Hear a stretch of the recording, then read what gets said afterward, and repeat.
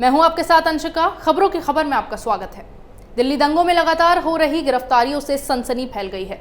टुकड़े टुकड़े गैंग और लुटियन मीडिया की पोल खुल रही है, क्योंकि पुलिस की जांच में ये बात सामने आ रही है कि दिल्ली दंगों के पीछे वही लोग हैं जो CAA के खिलाफ प्रदर्शन कर रहे थे। जो विरोध प्रदर्शन के मास्टरमाइंड है वही दिल्ली दंगों के भी विलन है, क्योंकि कई सारे स्टूडेंट्स लीडर को पुलिस ने दंगा भड़काने के आरोप में गिरफ्तार किया है।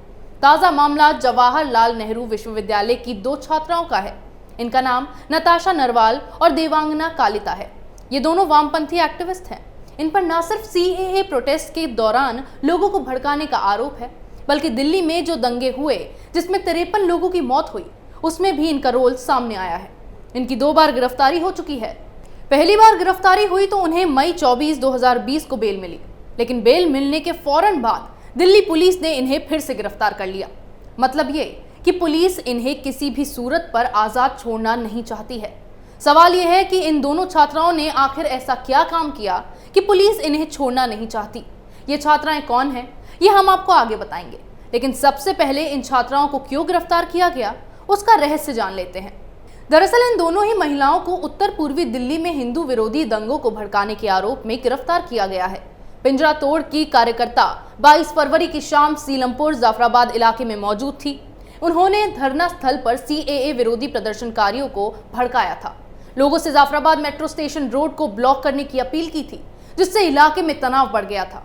आपको याद हो तो ये वही घटना थी जिसकी वजह से दूसरी तरफ से भी शक्ति प्रदर्शन की बात कही गई थी, जिसके बाद ही दिल्ली में दंगे भड़के थे।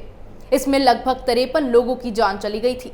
हकीकत यह है कि CAA के प्रदर्शन को जाफराबाद लाना ही एक बहुत बड़ी साजिश थी।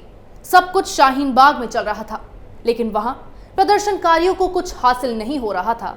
शाहीन बाग में मुस्लिम इलाके हैं। ऐसे में इन लोगों ने एक साजिश के तहत प्रदर्शनकारियों को ऐसी जगह शिफ्ट करना चाहा जहां हिंदू समुदाय के लोग भी हों, ताकि बवाल मचाया जा सके। दूसरा कारण यह भी था कि वो अमेरिकी राष्ट्रपति के दौरे में दिल्ली में हिंसा भड़काकर भारत की छवि को खराब करना चाहते थे। इसीलिए वो सारे लोग जिन्होंने विरोध प्रदर्शन को शाहीन बाग से जाफराबाद शिफ्ट करने में योगदान दिया, वो पुलिस के निशाने पर आ गए। अब जिन 2 छात्राओं को दिल्ली पुलिस ने गिरफ्तार किया है, इनकी कहानी भी अजीबोगरीब है। दंगों को भड़काने के आरोप में गिरफ्तार की गई दोनों महिलाएं लेफ्ट ग्रुप पिंजरा तोड़ की संस्थापक सदस्य हैं। ये एक ग्रुप है जिसे 2015 में स्थापित किया गया था। पिंजरा तोड़ को वैसे तो मुख्य रूप से दिल्ली के कॉलेजों और विश्वविद्यालय में हॉस्टल कर्फ्यू के विरोध में शुरू किया गया था, लेकिन इस संगठन का मकसद असल में अपनी लेफ्टिस्ट विचारधारा को आगे बढ़ाना है। इसका अंदाजा हम नताशा नरवाल द्वारा लिखे गए आर्टिकल से लगा सकते हैं। पिंजरा तोड़ की सह संस्थापक नताशा नरवाल, जिसे दिल्ली के हिंदू विरोधी दंगों को उकसाने के लिए गिरफ्तार किया गया है, वो पहले कई वामपंथी झुकाव वाले ऑनलाइन पोर्टल्स की कॉलमनिस्ट भी रह चुकी हैं। उन्हीं में से एक वामपंथी प्रोपेगेंडा पोर्टल द वायर पर भी उसने 3 लेख लिखे हैं। नताशा नरवाल के हर आर्टिकल में वो एक नफरत से भरी और हिंदू फोबिया की शिकार नजर आती है। वो हिंदू रीति रिवाज के खिलाफ जहर उगलने वाली वामपंथी कार्यकर्ता है। हैरान करने वाली बात यह है कि नताशा हिंदू परंपराओं से तो घृणा करती ही है, लेकिन वो हिंदू समाज में महिलाओं के स्थान को लेकर गलत बयानबाजी और झूठ बोलती हैं। हालांकि इससे पहले पिंजरा तोड़ की दोनों महिला सदस्यों को 23 मई 2020 को गिरफ्तार किया गया था। इन पर आरोप था कि इन्होंने 22 फरवरी की शाम को नागरिकता संशोधन एक्ट के खिलाफ विरोध प्रदर्शन के लिए स्थानीय निवासियों को भड़काया और उन्हें जाफराबाद मेट्रो स्टेशन पर इकट्ठा होने के लिए कहा।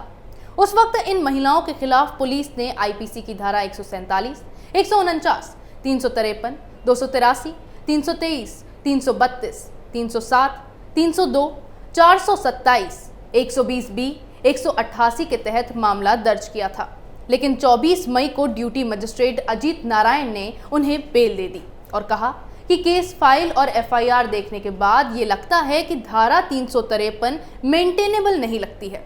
क्राइम ब्रांच की स्पेशल इन्वेस्टिगेशन टीम ने दोनों महिलाओं को हत्या के प्रयास, दंगे और आपराधिक साजिश के आरोपों के तहत गिरफ्तार किया था। लेकिन अब दिल्ली पुलिस की क्राइम ब्रांच ने हिंदू विरोधी दंगे भड़काने के आरोप में फिर से इन महिलाओं को गिरफ्तार कर लिया है।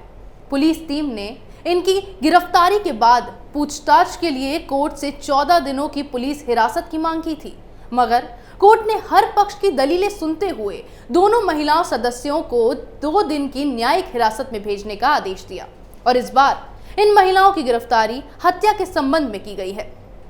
पिंजरातोड़ कार्यकर्ताओं की गिरफ्तारी को दिल्ली पुलिस के उन छात्रों के खिलाफ कार्रवाई के रूप में देखा जा रहा है जिन्होंने दिसंबर से CAA के खिलाफ आंदोलन शुरू किया था। इससे पहले जामिया मिलिया इस्लामिया के छात्रों सफूरा जरगर, मीरन हैदर, शिफा उर रहमान और आसिफ इकबाल तन्हा को दिल्ली हिंसा में उनकी कथित भूमिका के संबंध में गिरफ्तार किया गया था।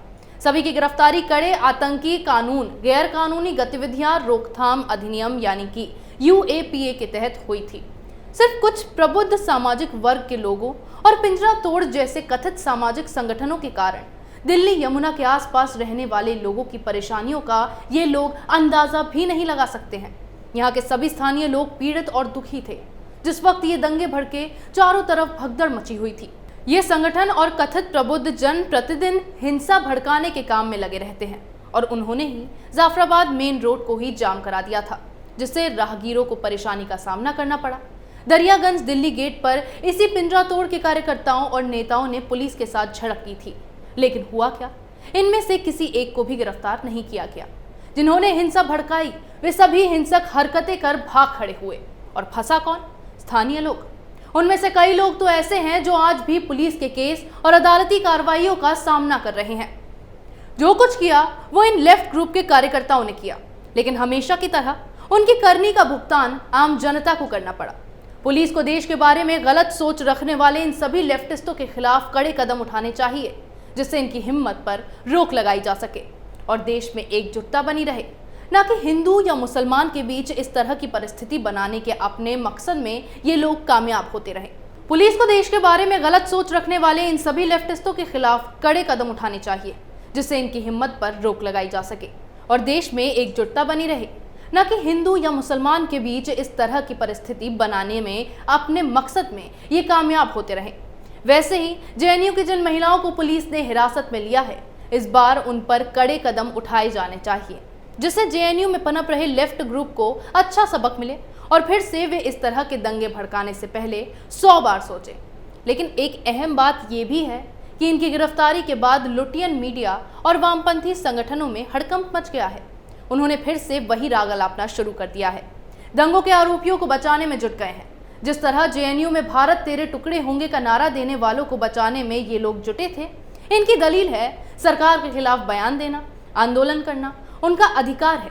ये बात सही है कि हर किसी को सरकार के खिलाफ आवाज उठाने की भारत में छूट है, लेकिन इसके बहाने फेक न्यूज फैलाना, अफवाह फैलाना, जिहादियों और आतंकियों का साथ देना या दंगे करवाने की छूट नहीं दी जा सकती है। जो लोग दिल्ली दंगों के आरोपियों को बचाने में जुटे हैं, उन्हें याद रखना चाहिए कि कोर्ट ने शाहीन बाग के आंदोलन को जायज नहीं ठहराया और ना ही जाफराबाद के रोड ब्लॉक को सही बताया।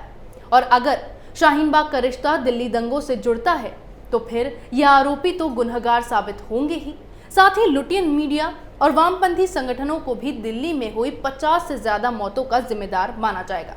इस खबर पर हमारी नजर बनी रहेगी। खबरों की खबर में फिर मुलाकात होगी। देखते रहिए कैपिटल TV।